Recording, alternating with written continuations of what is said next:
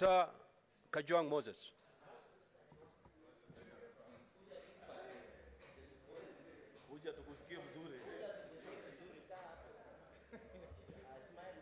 Mr. Speaker, I want to agree with the senator from Kiambu. His interpretation of Standing Order 199-2, that the conversation about Senator Roba as an individual should be declared out of order. However, Mr. Speaker, the conversation should be about the principle in Standing Order 191F, the principle, not the person. And I think that is what my colleagues on this side have been trying to canvass. The principle. Mr. Speaker, if I was to rise or to debate on this motion, I am going to strongly oppose it, not because of the members that have been listed there, but because of the principle.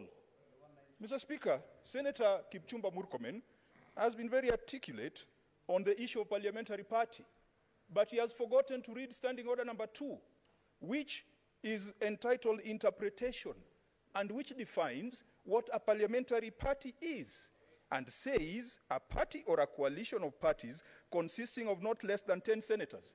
Now, even if you are going to be discussing a party, there are only 2 parties that qualify to be parliamentary parties in this House. Even if you are talking about coalitions, there are only 2 coalitions that qualify to be coalition, to be parliamentary parties in this House. Mr. Speaker, the principle is this. There is no way that a member of the Azimio coalition can be appointed by the other coalition. But even if that were the case, Mr. Speaker, then you will have contradicted your earlier ruling, Mr. Speaker, by saying that the Kenya Kwanza side is a majority. Because the principle in 191F talks of 7 senators that reflect the strength of parties in the House. The minute you have 4 senators out of 7 coming from Azimio, Mr. Speaker, you are saying Azimio is a majority.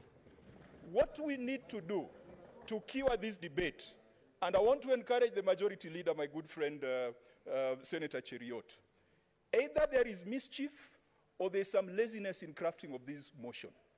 Either mischief to rub it in our face that even though Senator Roba has filed for decree, he's been granted decree Nisi, he has not been given decree absolute.